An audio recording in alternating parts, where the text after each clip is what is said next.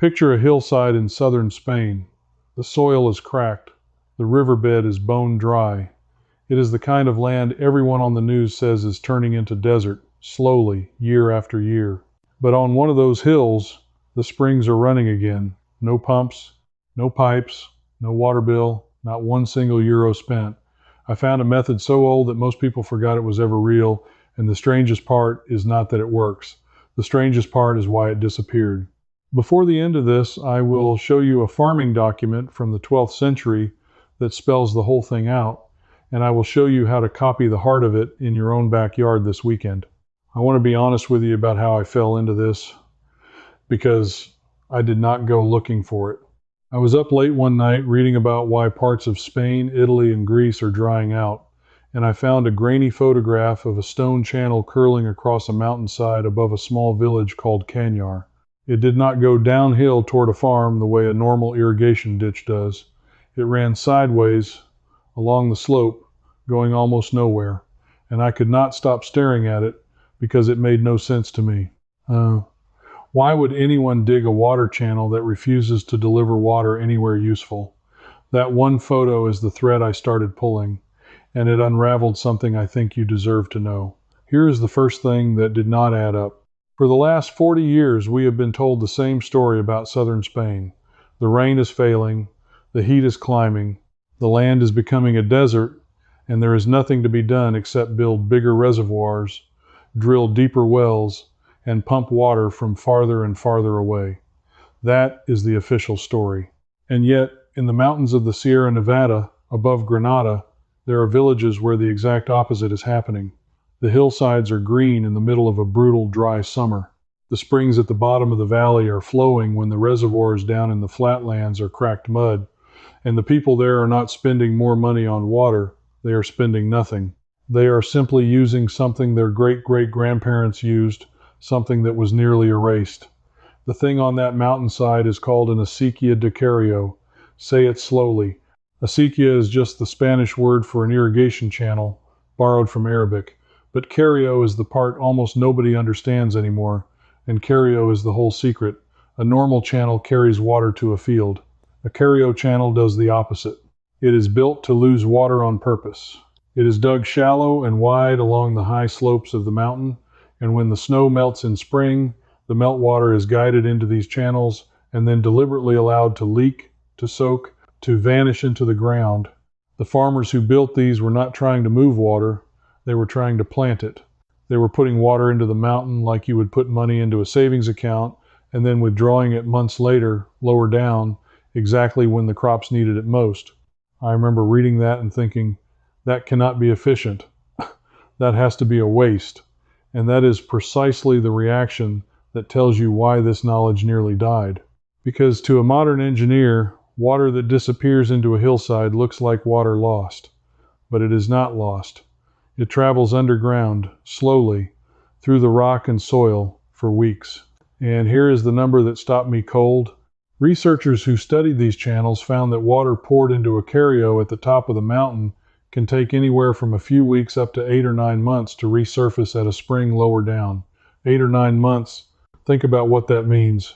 You capture the spring snowmelt when there is far too much water and it would just rush away and cause floods, and you release it into the mountain, and the mountain hands it back to you drop by drop in the dead heat of August when there is no rain at all. The mountain becomes the reservoir, and it costs nothing because the mountain was already there. Why did we stop? Why is this not taught? Why did most of Spain forget it while quietly sliding into desert? And that is where the story got a lot less innocent. Because these channels are not new, they are old, astonishingly old. The acequias de careo of the Sierra Nevada were built more than 1,000 years ago, during the period when southern Spain was Al-Andalus, ruled by Muslim engineers and farmers who were, at that moment, the most advanced water managers on the planet. They arrived in a dry, mountainous land, and instead of fighting it, they read it. They understood snow, slope, and rock. They built networks of these channels across entire mountain ranges, hundreds of kilometers of them, all by hand, all following the exact contour of the land so the water would spread and sink instead of run and flee. And this system fed villages, terraces, orchards, and springs for 1,000 years without electricity, without steel, without a single drop of pumped water.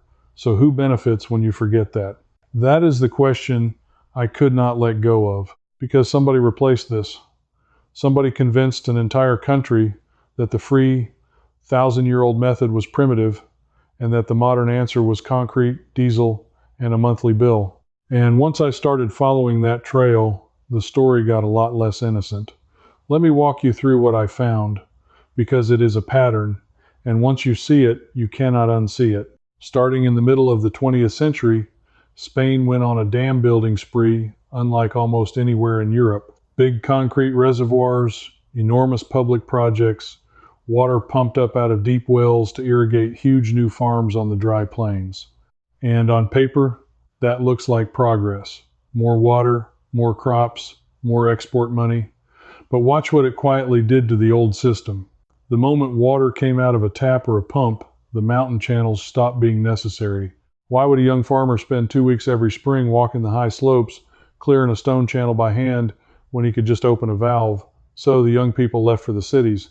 The old people who knew where every channel ran and how to time the water and which stones to move, they died, and the channels filled with brush and collapsed.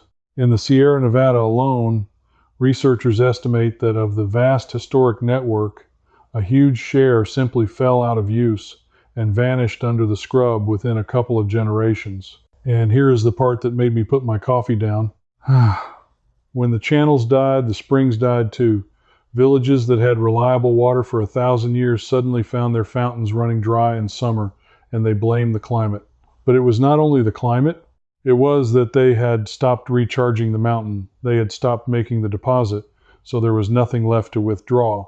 The desert was not just creeping in from the sky, it was rising up from below, because the underground savings account had been emptied and never refilled. Now think about who wins in that arrangement. When your water comes free from the mountain, you owe no one. You are independent. You cannot be billed, metered, cut off, or sold to. But when your water comes from a pumped well or a distant reservoir, you are now a customer, permanently, for a thing your grandparents got for nothing. You pay for the electricity to pump it, you pay for the pipes, you pay for the water rights, and the entire structure depends on you never remembering that the hillside above your house used to do all of it for free.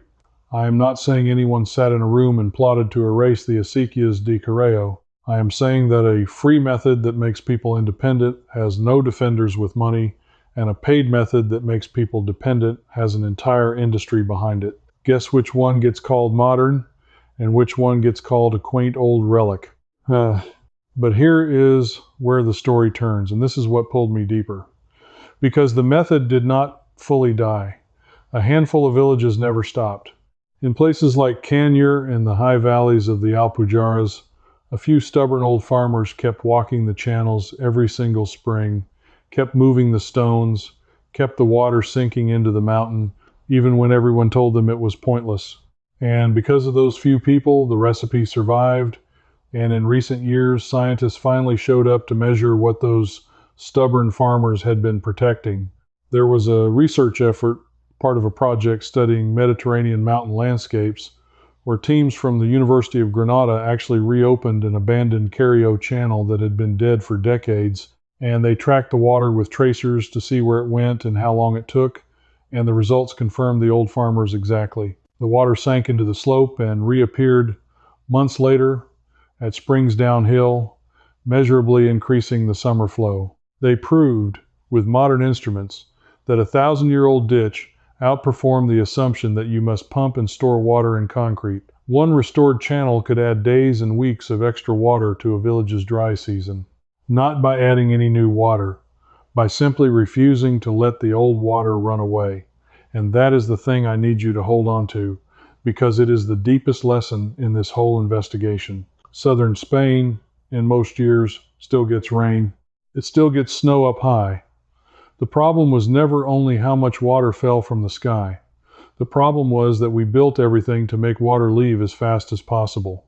Straight ditches, paved channels, bare, compacted soil, We taught the land to shed water like a raincoat, and then we acted shocked when the land went thirsty. The Moorish engineers did the opposite. They taught the land to hold water like a sponge. Same rain, completely different outcome. One turns into flood and then drought. The other turns into a slow, steady, year-round supply. Now, I know what a lot of you are thinking right now, because I thought it too. You are thinking, this is a lovely story about Spanish mountains and ancient farmers, but I do not own a mountain, I do not have a snowfield, and I am not about to hand dig a stone channel across a cliff. You are thinking this is interesting, but it is not for you. And I put this next part of the investigation here on purpose, specifically for you, because the core idea shrinks down perfectly to a normal yard, a normal garden, even a bad slope behind an ordinary house, and you can start this weekend with a shovel you already own and nothing else. And that is where my little late-night curiosity turned into something that genuinely made me angry. If this investigation has already started to shift something in the way you look at land and water, I want you to know that I have gone much deeper into all of this in my books, First Winds, Deep Leverage, and The Full System. Each one picks up a different layer of what gets buried under the official story. The first practical steps, the leverage points that multiply your results, and the complete framework that ties it all together. They're all available through the link in the description, and if you have been nodding along to everything I just said, I think you will find exactly what you are looking for inside them. They were written for the exact kind of person who watches a video like this and wants more than a surface answer. Now, if this works so well, and it clearly does, because the springs are still flowing today where the channels are maintained, then you have to ask the obvious question. Here is the whole principle, stripped down to something you can do tonight. Water that moves fast destroys and disappears. Water that moves slow soaks in and stays. Your only job on any piece of land you have is to slow the water down and give it a flat place to sit long enough to sink. That is it. That is the entire 1,000-year-old secret in one sentence. The Moors did it with stone channels across a mountain. You are going to do it with a shallow trench across your garden. Let me tell you exactly how. Walk your yard the next time it rains and watch where the water goes. Find the direction it runs downhill. Now, across that slope, not up and down it, but across it, sideways, you are going to dig a shallow trench, maybe a hand or two deep, and roughly level along its whole length. The key word is level. If the trench runs level, then when water fills it, the water cannot pick a low point to escape from. It just sits there all along the length, and it has no choice but to soak straight down into the ground instead of racing off your property. This little trench has a real name in water harvesting circles.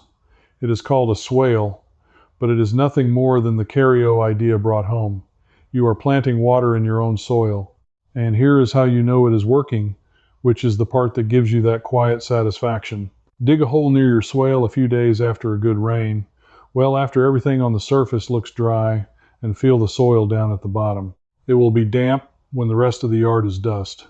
You made an underground reservoir with a shovel, and one afternoon, if you have a fruit tree or you want to plant one, put it just on the downhill lip of that swale, where the sinking water will feed its roots for weeks after the rain has stopped. That is the exact same logic as the Spanish farmer planting his terrace below the channel. You have now joined a tradition 1,000 years deep, and it did not cost you a cent. And if you do not even have a slope, there is a version for flat ground and pots too, because this scales all the way down. Instead of letting a downspout blast water off your driveway and into the street, dig a shallow basin in a garden bed and aim the downspout into it so the roof water pools and sinks right where your plants can use it instead of vanishing into a storm drain you pay to maintain. For a potted plant, the same principle is why a saucer under the pot and a deep, slow soak beats a fast splash that runs straight out the bottom. Slow the water.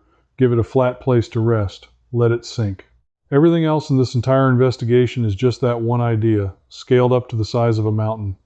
But I promised you something more than a backyard trench, and I would not blame you for wanting the real prize, because a swale is the practice.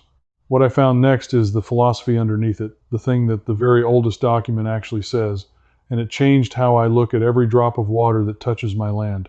When I went digging for where this knowledge was first written down, not just built into the hills, but actually recorded in ink, the trail led to a book. It was written in Seville, in Al-Andalus, in the 12th century, by a farmer and scholar named Ibn al-Awam.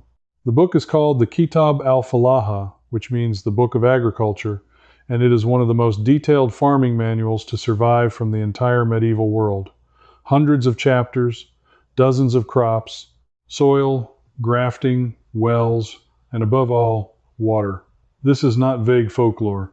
This is a written, dated, scholarly manual from more than 800 years ago, and it was so respected that it was still being translated and studied in Europe centuries later, long after the civilization that produced it had been conquered and scattered.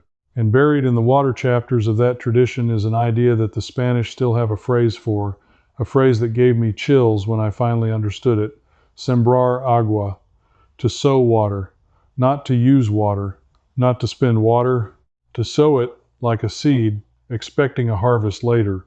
Those old farmers did not think of water as something you consume once and lose. They thought of it as something you plant in the ground in the wet season so that it grows back to you as springs and green pasture and full wells in the dry season. The land was not a drain to be managed. It was a bank, and water was the deposit, and the interest was paid out in August when your neighbors, who never made a deposit, were staring at cracked dirt. Here is the specific concrete piece I want to leave in your hands, the finale of everything I dug up, because it is the part almost no modern guide tells you, and it is the difference between a trench that works and a trench that fails. When you sow water, timing and patience are everything, and the old method has two rules that the pump and valve world completely forgot. First rule, you capture water when it is worthless and release it when it is precious. The careo farmers did not touch the summer streams. They fed their channels only in spring. From the snowmelt flood, the water that was going to rush away and cause damage anyway. They caught the water nobody wanted at the moment nobody wanted it, and that is what became the water everybody desperately needed months later. In your own yard, that means your job is not to water more in the dry heat. Your job is to catch and sink every drop during the wet season when water is falling for free and everyone else is letting it run down the drain. You are banking the cheap water to spend it in the expensive month. Second rule, and this is the one that truly separates the old wisdom from the modern habit. You aim for slow and deep, never fast and shallow. A quick sprinkle that wets the top inch of soil is the modern way, and it trains roots to stay near the surface where they dry out and die the moment you stop. The careo way, the sowing water way, soaks the ground so deeply and so slowly that the moisture travels down beyond the reach of the sun into the cool subsoil where it can wait for months. That is why a single deep soak into a level swale once does more for a tree than a light watering every day for a week. The old farmers were not just moving water sideways across a mountain, they were moving it downward into storage, where evaporation could not steal it back. Sun cannot evaporate what is buried deep. That is the whole trick that the Moors of Al-Andalus wrote down in the 12th century and that we paid to forget. And when you put those two rules together, catch the free water in the wet season and sink it slow and deep so the ground can hold it, you have the complete method that kept a dry, mountainous corner of Spain green and independent for 1,000 years. And that is quietly greening it again today in the very villages everyone had written off as future desert. It was never about having more water. It was about refusing to waste the water you already get. The rain that falls on your roof this year is very likely more than enough. The only question the old farmers would ask you is the same question they asked their own land. Are you letting it run away, or are you sowing it? I think about those stubborn old men in the Alpujarras a lot now, the ones everyone laughed at for walking the mountain every spring to clear a ditch that the modern world said was obsolete. They were not being sentimental. They were the last people holding a receipt for something the rest of us had been tricked into buying back at a monthly rate. They kept the knowledge alive through the exact decades when it was most in danger of dying. And because a few of them refused to quit, scientists were able to come back and prove them right, and now that 1,000-year-old method is being copied on farms across dry Spain and beyond. The knowledge existed. It was buried under concrete and convenience. A handful of families kept it breathing, And now the final piece of it is sitting in your hands, ready to use on the next rain that falls. So here is what I want you to feel standing at the end of this with me. You did not just learn a gardening tip. You recovered something that was quietly taken from an entire generation and sold back to them with a meter attached. You are the kind of person who hears the official story, feels the part that does not add up, and goes digging for the real answer instead of just paying the bill. That is rarer than you think, and it is exactly the instinct that kept those Spanish channels alive. Now, I want to hear from you, and I mean this specifically. Go look at your own yard, or your street, or the land around where you live, and tell me in the comments where you see water running away fast when it rains. The spot by the downspout, the bare patch on the slope, the gutter that dumps into the drain. Name the exact place you are going to dig your first level trench and sow your first water. Do not just think it. Write it down below, because this audience does not speak up unless I ask directly, and I am asking directly. Leave that comment. And if something in you woke up during this, that quiet anger at how much we have been made to pay for what used to be free, then stay with me, because that is exactly what this channel is for. We are a group of people digging up the practical, forgotten methods that made our great-grandparents independent, one buried secret at a time. Subscribe and stand with us, because the next thing I am chasing is even stranger. It is a way people kept food cold through an entire summer with no ice, no electricity, and no machine of any kind, using nothing but a clay pot and a principle that the ancient world understood and we somehow lost. I found where it was written down, and I found the number that proves it works. That one is coming next, and I do not want you to miss it. So that's the idea behind the careo. But this video only showed you the overview. Inside the practical wisdom circle, I pick up right where this left off, dig by dig. And you can ask me your own questions there, with a real person, me, answering you myself. You belong here with us practical folks. Just point your phone's camera at the code on the screen. It takes a minute, and you can cancel anytime, no risk.